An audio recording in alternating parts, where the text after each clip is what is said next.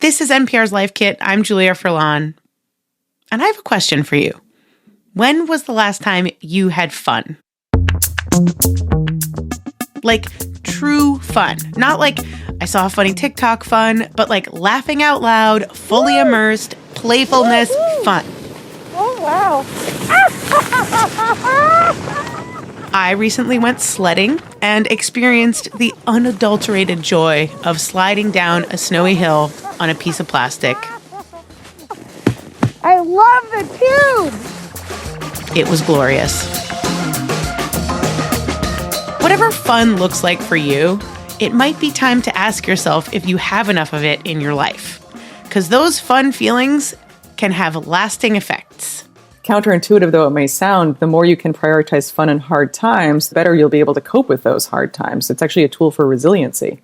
That's Catherine Price, author of How to Break Up with Your Phone and a new book called The Power of Fun. Catherine says that we've lost touch with true fun. You know, the sledding type of fun. And we've replaced it with fake fun, like watching Netflix until it rudely asks you, are you still watching? Yes, Netflix, I am still watching. We are out of practice when it comes to fun, and we haven't had much of it, or more precisely, we haven't recognized or paid attention to fun that much. And as a result, it feels so foreign that it can feel inaccessible. We don't even remember how good it feels. But Catherine says fun isn't hard to find. It's everywhere if you start looking for it. Seriously, give it a try. And no, you don't need a big snowstorm or a fancy vacation just to have fun. There actually are already moments, little moments of playful connected flow that we are experiencing each day that we don't notice. And there's also opportunities for playfulness and connection and flow floating in the air around us all the time. You know, someone whose eye we could catch and we could smile at them above their mask, or some way to have a more playful interaction with someone on a work call, right? So what we need to do is simply to grab those. And as you do that, the more you get in the habit, the more opportunities you'll notice. In this episode of Life Kit, let's have some fun. I'm going to talk to Catherine Price about how you can start to identify what is truly fun and carve out the space and time for it. I love the inner tube. That's my review. I listen to Bullseye because Jesse always has really good questions. What did John Malkovich wear when he was 20? I don't know how to describe it. Bullseye. Interviews with creators you love and creators you need to know. From MaximumFun.org and NPR. I kind of want to start out at the top of this interview, just acknowledging really explicitly that, like, in order to have fun, you need to have your basic needs met. You need to be in a place where you have, you know, safety and all of those basic things. You need space and safety, because I think that's something that like, I just want to like make it really, really explicit. So what I'd say to that is that, first of all, if you don't have food on the table, if you don't have a place to live, you know, if you've got someone who's seriously sick in your family that you're caring for, and that's just all consuming, I am certainly not saying that you should then add fun to your to-do list. With that said, I think it is very interesting to push back on some other aspects of those assumptions and those arguments against fun. And one is the idea that you can only have fun if you're already doing well. And something I discovered in my research that I thought was really interesting is that the opposite is actually true, that fun can help us do better when we're not doing well. When my grandmother had like a very degenerative stroke disorder, and it was really bad. But when I would come in and ask her if she was like, I was going out, and I would be like, where's your sequin dress? I would like bring a really like skimpy outfit and pretend that I was like, are you going to put it on? Come on, let's go. That's not fun by your definition, but like bringing that sort of lightness to even a sort of difficult situation. I mean, a very difficult situation. You know, she would laugh and that kind of thing. It felt like we were getting a little tiny sprinkle of fun, I guess, in a day. I agree, though. I would say that you were. I think that completely matches my definition. You had a moment of playful, connected flow with her. The feeling of sharing fun with someone actually can bring us closer and help us get through these horrible and challenging experiences. Right. What are some of the techniques, the very simple techniques that people can use to help them make some space for fun? I do think the first step in trying to prioritize fun is to figure out a way to make more space and time for it. And often a lot of the lowest hanging fruit is going to be the time we're currently spending on our devices. And then the next step is to just get curious about your own curiosity. I started asking myself this question that I had been asking people when I researched how to break up with your phone, but I hadn't really asked myself. And that question was, what is something I say I want to do, but I supposedly don't have time for? Right. And I really encourage people to ask themselves that and just see what comes to mind. And for me, what came to mind was learn the guitar, because I have a guitar.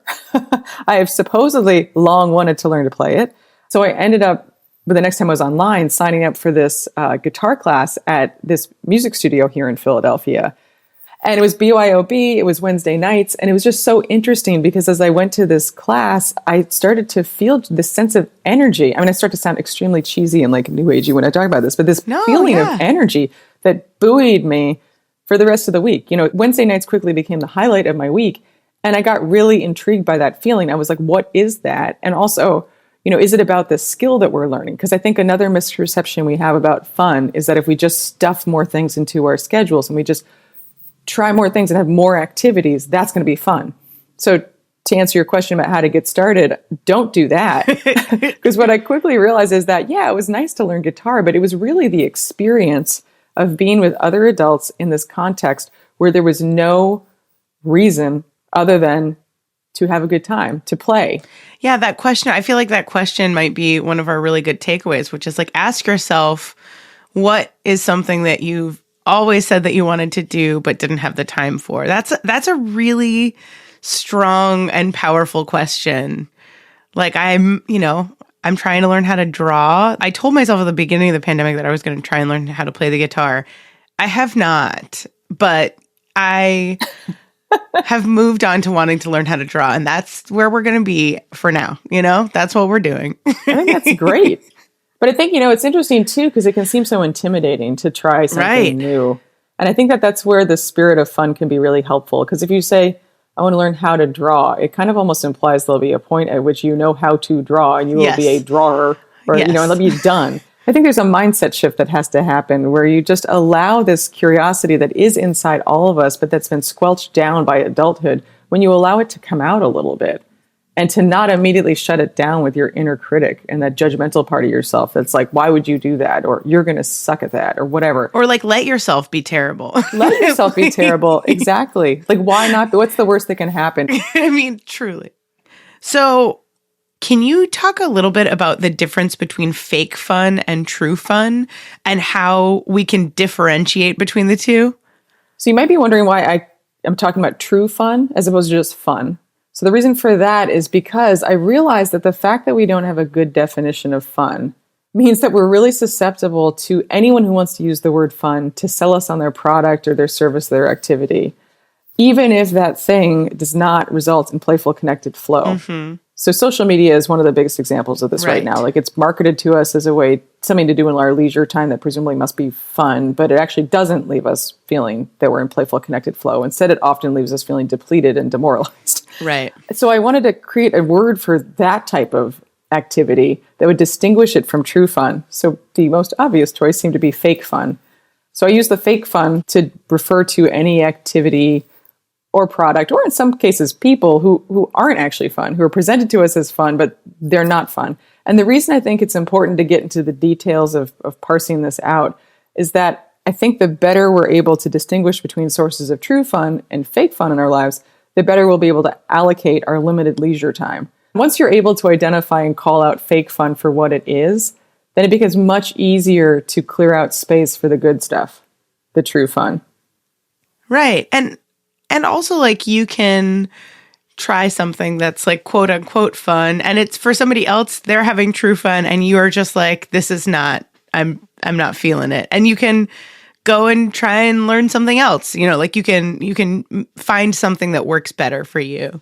Yeah, and I don't think, if there's just an activity that you don't really like, I wouldn't say that that's fake fun per se. I think of fake fun as being a little bit more nefarious than that, where it's something that's kind of slipped under your radar and presented itself as fun, and it's not actually fun, so you're trying to kind of like swat it away. versus just something that you don't really like. It's not doing it for you. Like, that's just good awareness to have. I also like to clarify the distinction between what I see as true fun activities and just things we enjoy.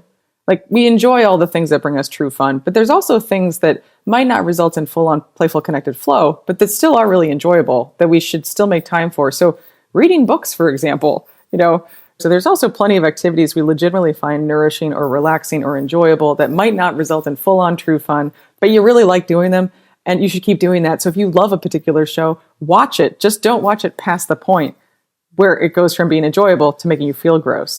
Or yeah, I think that one of the things that I saw as a distinction here that might be helpful to clarify is that the connected part of true fun, which is that you're enjoying something and you're enjoying it with other people or with another person where you're connected to them.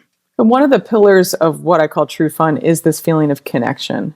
And I do think it's possible to have fun alone. There's plenty of people who have told me stories of having fun alone. So I think you can feel this sense of connection with the activity that you're doing. You can have this sense of connection with your physical body. But when I asked people around the world to share these stories of fun with me, most of them had another person or another creature involved. So I've got a whole list in my book of these fun factors, as I call them. And some of them are things like physicality. Some people love physical activities. Other people, that's an anti-fun factor for them. Music, nature, different size groups, like being in a small intimate group, a bigger group. And I think it's kind of, if I may say, kind of fun to think about, to kind of break down your own experiences and figure out why, because it just gives you more ideas. This book basically leads the reader through looking at their life and thinking about the things that bring them into that state of playful, connected flow. How do you do a fun audit? First of all, let me acknowledge that a fun audit sounds very unfun. But the idea of a fun audit, in my defense, is really an opportunity to kind of evaluate your present existence and figure out how much fun you are currently or are currently not having, and try to hone in a bit more on, so what are the situations in which you typically have the most fun? Because while we can't pin fun down and just say, I'm going to have fun, that's ridiculous, fun's going to run away and just laugh at you, you can create a mood for fun. You can set the stage for fun. So this process of the fun audit is really understanding what brings you personally into a state of playful connected flow, or what is the most likely to do that for you. Because once you do understand the magnets and the fun factors that are most likely to lead you into fun, that's when you turn fun from an abstract, nebulous concept into something you actually can prioritize. You can plan for fun. Right. A question that I'd love to answer is what are people getting wrong about fun? The fundamental thing, if you will, that we get wrong about fun is the idea that fun is frivolous, when it is not frivolous at all. It can help connect us with other people. It helps connect us with our own lives. It helps us feel alive. So that's, one of the biggest things we get wrong about fun, that it's frivolous or that we don't deserve to have it, when in fact it's enormously important and we do deserve to have it. But I would say that in terms of one thing we get wrong about fun, or that we don't think of when we think of fun, that I found personally fascinating as a huge dork and science journalist, is that it's good not just for our mental health, but also for our physical health. And just to highlight two ways in which that's true. One is fun's effects on our feelings of loneliness and isolation, which is to say it helps overcome feelings of loneliness and isolation. We feel connected with other people and not alone when we're having fun. That's a really big deal, because loneliness and isolation are enormously, hugely bad for our physical health. There is a study that actually concluded that the risks of loneliness and isolation could be comparable to those of smoking 15 cigarettes a day. Oh, wow. So it's a really big deal. So by connecting us, fun actually helps our physical health. Another way that fun helps us is by reducing stress. Anything we can do that reduces our baseline stress levels is going to be good for us physically. And fun is a very relaxed state. It's simultaneously energizing, but also very rejuvenating. So I think it's just fascinating to think about fun as being a health intervention.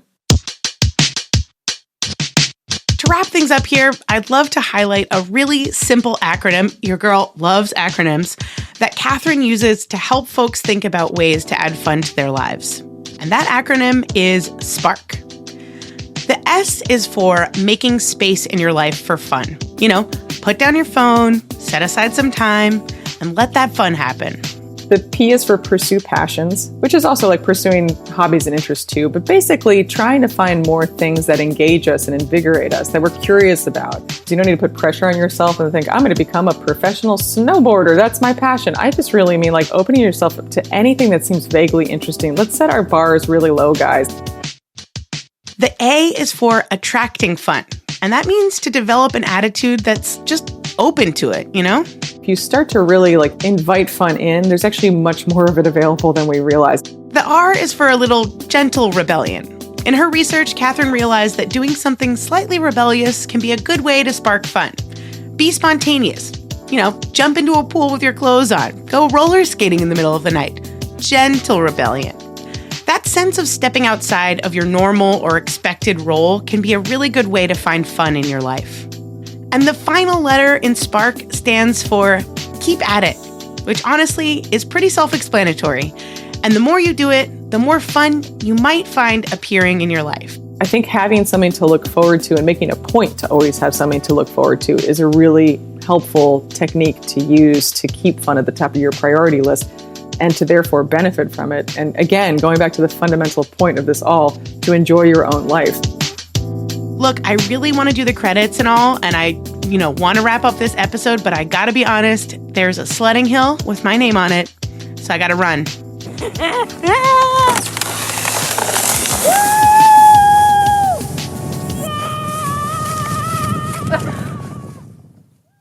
For more Life Kit, check out our other episodes. I hosted one on how to give feedback, and we have another one on how to break up with your phone with Catherine.